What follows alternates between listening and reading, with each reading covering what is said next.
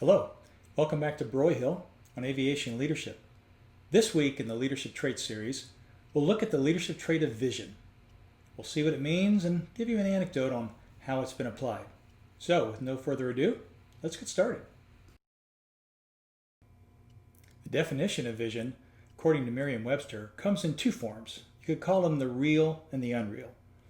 The first definition, let's call it the real one. It's an act of power or imagination, a mode of seeing or conceiving, probably what we would most associate with leadership vision.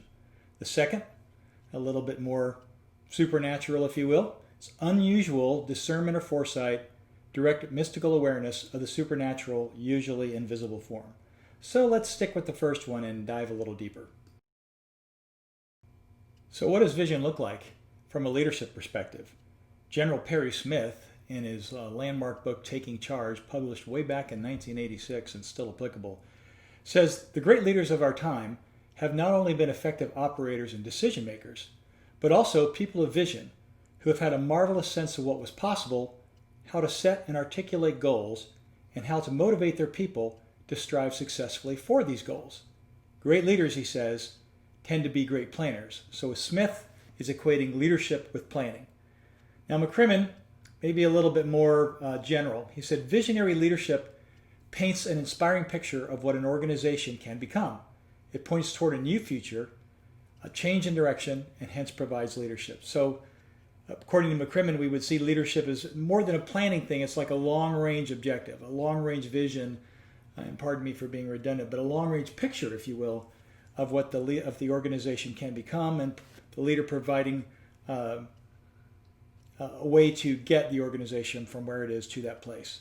Finally, Cotter, in his book Leading Change, probably one of the best books on change management I think I've ever read, he says, vision refers to a picture of the future with some implicit or explicit commentary on why people should strive to create that future. So according to Cotter, it's not just about the picture that you can see, it's about why we want to go there.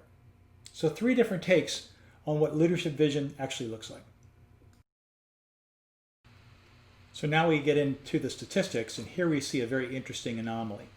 You can see here the overall mean when people were rating, leaders and followers were both rating the trait of vision. The leader's mean was 5.47, the followers 5.39, the overall 5.44. But here's the interesting thing.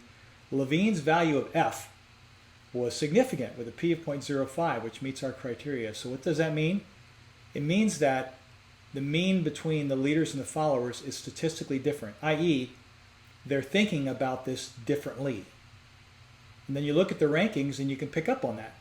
The leaders ranked this 6th. They thought it was pretty important. The followers only ranked it 10th. So a significant dichotomy here in the way leaders think about the importance of vision versus the way followers do.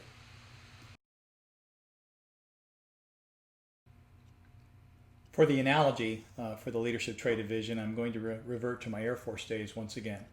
Probably the best job I had in my 20-year career in the Air Force was being the director of operations for a fighter squadron at Luke Air Force Base.